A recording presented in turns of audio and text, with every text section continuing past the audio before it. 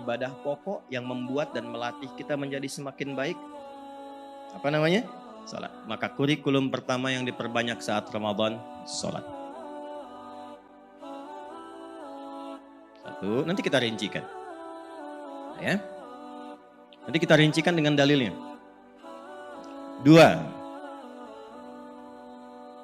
kalau dalam salat yang dibaca apa? Baik. Maka ada kaitan antara salat dengan Quran. Contoh misalnya Quran surah 73 ayat ke-20. Itu dalam salat malam. Disebutkan salatnya, disebutkan bacaan Qurannya. Faqra'u ma tayassara minal. Maka khusus untuk Ramadan ada agenda peningkatan interaksi dengan Al-Quran. Detailnya bagaimana? Nanti kita rincikan.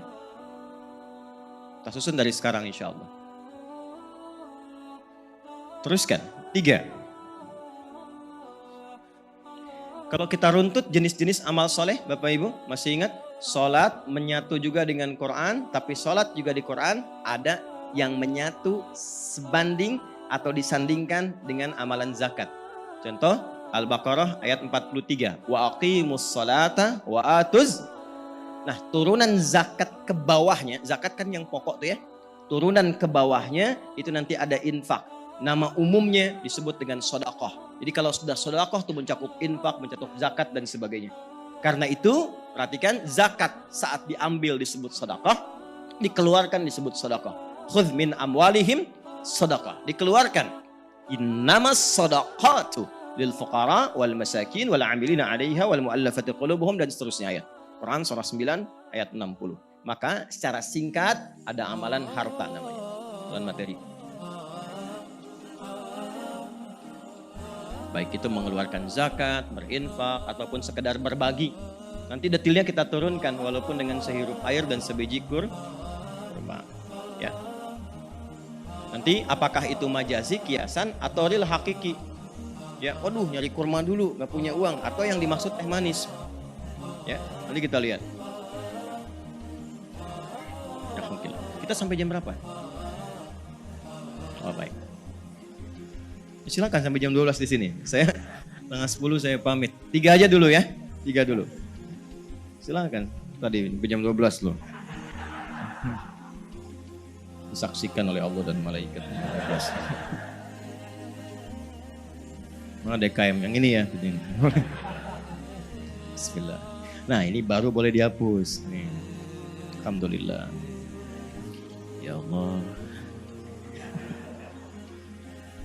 Oh, Ramadan masih ngapus sendiri. Alhamdulillah. Lihat sini, fokus baik-baik, agak cepat. Yuk, sholat.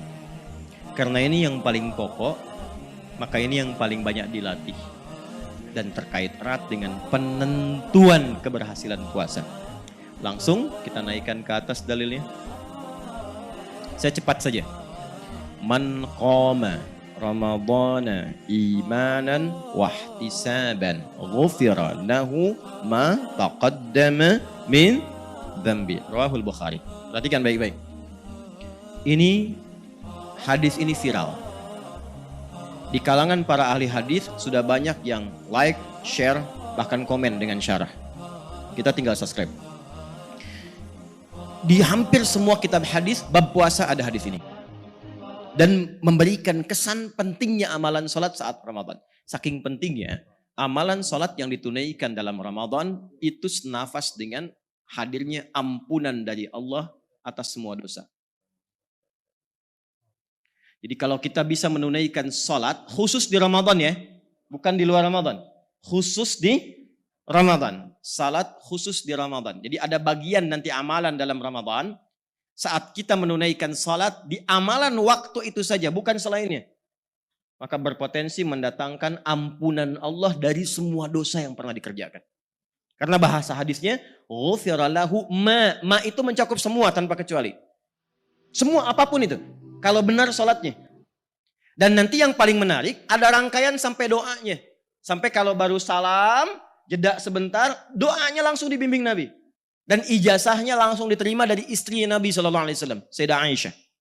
Bila benar bacaan itu dibacakan, dengan bagian getaran hatinya yang terdalam, itu semua dosa yang pernah dilakukan, diampuni oleh Allah.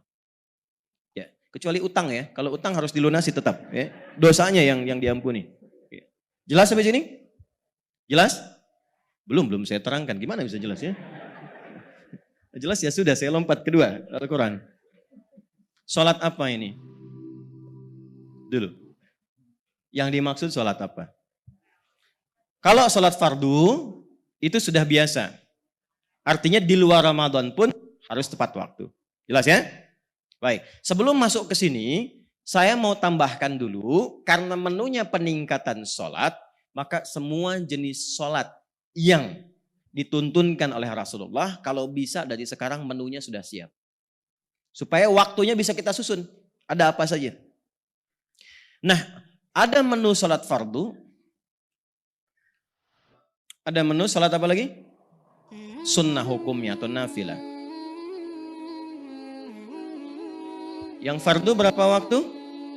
Ah, bagus, 5. Rumusnya 24, 4, 3, 4. Subuh, zuhur, asar, maghrib, isya. Sudah? Fokus. Tingkatkan selama Ramadan. Karena bahasanya meningkatkan, ingat. Bagaimana meningkatkan yang dimaksudkan? Dari sendirian meningkat menjadi apa? Berjamaah.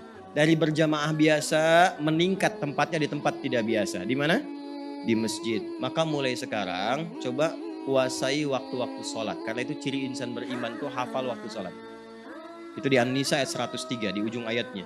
Innas salata kanat 'alal mu'minina kitaban mawquta. Waktunya jelas dan orang beriman tahu waktu itu. Sebelum masuk Ramadan ketahui. Karena itu di jadwal imsakiyah muncul jadwal sholat. Maksud saya, usahakan dalam sehari itu 5 waktu bisa ke masjid. Bagi yang laki-laki. Yang perempuan kalau bebas dari 3 hal, silahkan ke masjid. 1, tanggung jawab di rumah yang khusus melekat pada perempuan. Sepanjang itu masih ada, maka keutamaan di rumah sama dengan di masjid. Jelas ya? Misalnya maaf, masih memberikan ASI kepada anak, gak mungkin ditinggal. Ilmunya dalamin dulu. Supaya tidak merasa kecil nanti, ya Allah gak ke masjid. Tidak, begitu Anda di rumah, ya ditunaikan itu pahalanya sama dengan ke masjid. 2, kalau bebas dari yang pertama, maka pastikan di masjid ada fasilitas atau tempat khusus bagi perempuan yang sekiranya tidak bercampur dengan laki-laki, spesifik. Aman, nyaman. Yang ketiga, aman dari fitnah di jalannya. Jelas? Baik. Maka kalau yang 3 itu sekiranya tidak memenuhi, maka di rumah lebih utama. Dan hadisnya banyak sekali. Kemudian yang sunnah. Ini dibagi 2 secara cepat saja. Secara cepatnya. Ada rawatib. Ada yang mutlak. Ini saya turunkan semua jenisnya karena pahalanya Ramadan khusus berlipat. Paling minimal 10 kali lipat di hari biasa. Paling minimal. Nanti diperlihatkan saat akan meninggal dalam sakaratul maut. Ya, kalau pengen cepat lihat ya silahkan. Sesuai ajal kan ya. Nanti kalau ngaji Al-Bukhari hadisnya nanti kita turunkan. Ya, kalau santri kami ngaji itu di awal-awal supaya bisa menyampaikan lagi. Teruskan. Jadi status berjamaah naik 10 kali lipat. Sunnah juga demikian. Sedikitnya. Yang rawatib itu ada 12. Ya, saya langsung bacakan hadisnya saja. Man shalla 12 rak'atan. Man shalla 12 rak'atan fi yaumin wa lailatin. Siapa yang konsisten menunaikan salat 12 rakaat yang mengiringi salat fardunya siang dan malam. Arba'an qabla dhuhri. 4 sebelum zuhur. 4 rakaat sebelum zuhur. Teknisnya bisa 2, bisa 4 sekaligus. Jelas? Kemudian rak'ataini ba'daha, 2 rakaat setelah zuhur. 4 tambah 2 berapa? Nah. Lalu selanjutnya, rak'ataini ba'dal maghrib, 2 rakaat setelah maghrib. 8. Rak'ataini ba'dal isya, 2 rakaat setelah isya. 10. Rak'ataini qabla subhi, 2 rakaat sebelum subuh. 12. Sudah? Bunya lahu bihinna baitun fil jannah.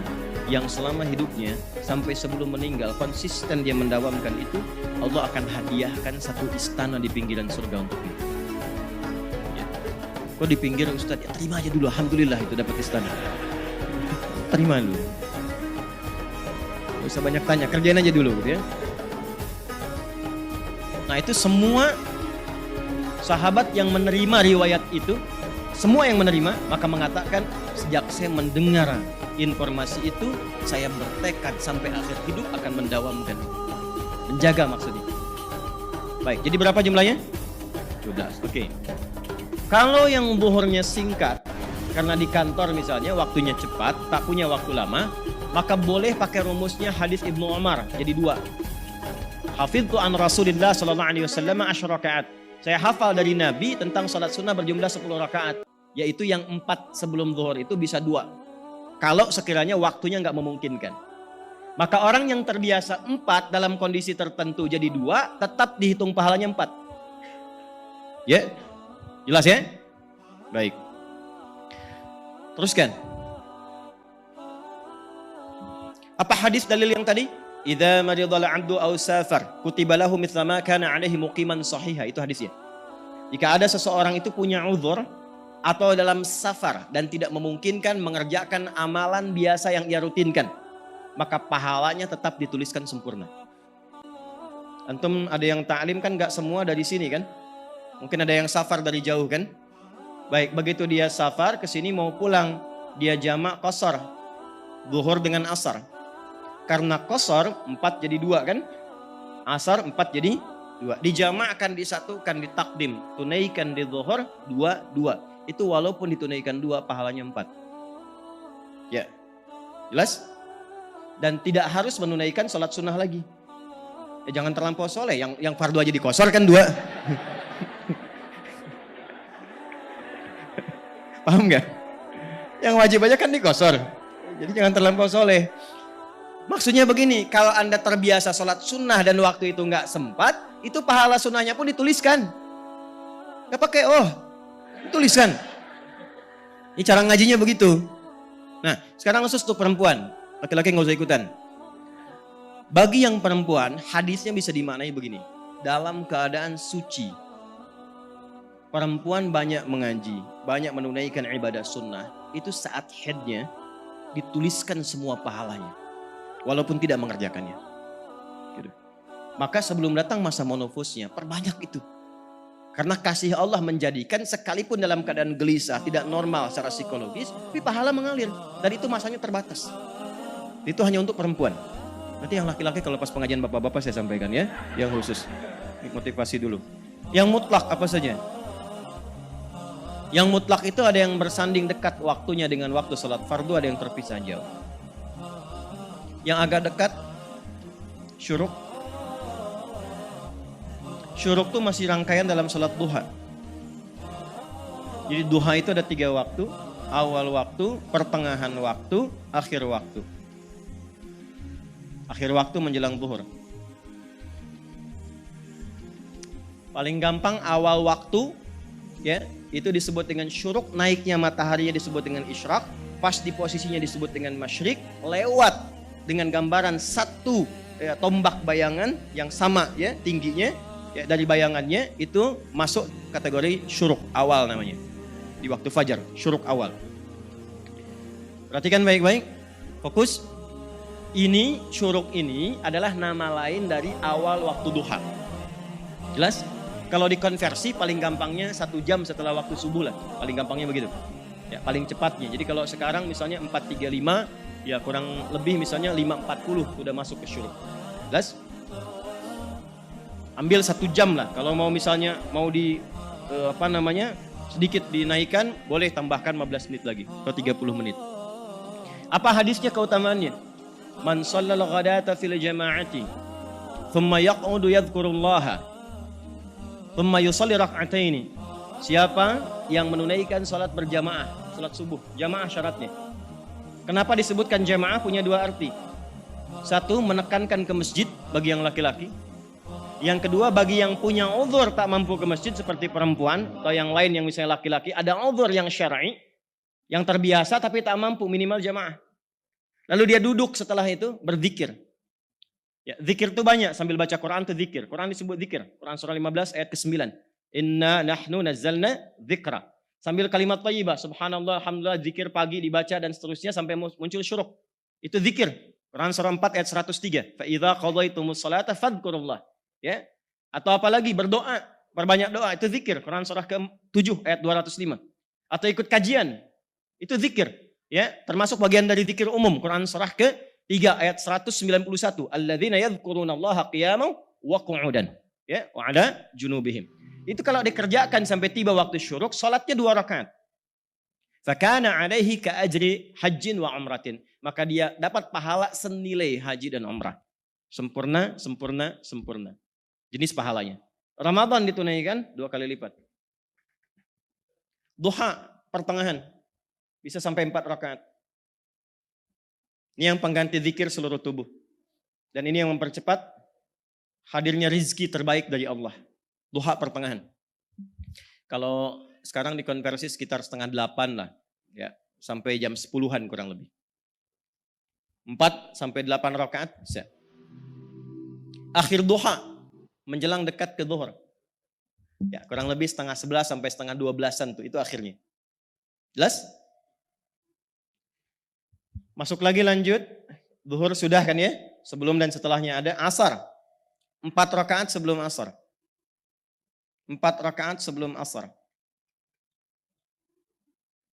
Karena sebelum itu bahasa Arabnya qobla.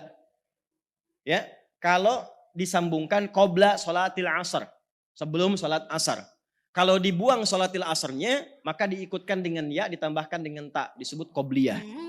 Jelas? Qobliyah itu ada yang sifatnya rawatib, ada yang sifatnya mutlak. Jelas? Baik, kalau sudah qobla, gak usah disebutkan sebelum lagi. Kalau sudah ba'da, gak usah disebutkan setelah lagi. Kita ketemu di An-Nur ya, kapan? Ya itu setelah ba'da asar lah. Ya. Berarti isya tuh. Ba'da asar kan maghrib, ya kan? Setelah ba'da asar isya. Ini 4 rakaat. Hadisnya dari Ibnu Umar radhiyallahu taala anhuma. Apa bunyinya?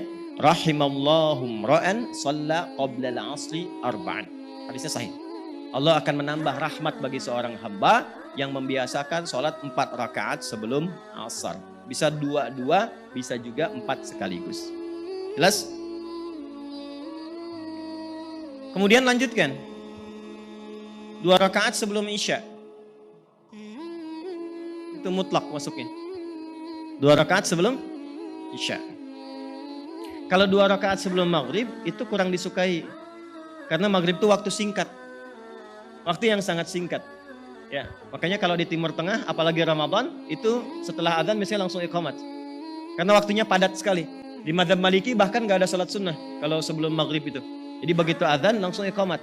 Kenapa? Karena maghrib ke isya waktunya padat. Dikhawatirkan kalau ada orang terlambat belum maghrib, ya mau mengejar dia dalam transit atau berperjalanan, justru kepadatan itu menjadikan dia terlambat nanti. Ya, jadi kalau sebelum maghrib itu jarang ditunaikan kecuali untuk alasan tertentu. Misal di masjid sudah qomat, orang belum pada datang. Belum cukup syaratnya jamaah. Maka boleh silahkan tunaikan 2 rakaat sebelumnya untuk menunggu. Termasuk di Masjidil Haram, karena pahalanya banyak, nunggu yang tawaf rapih dulu, itu masih bisa ditunaikan. Jelas?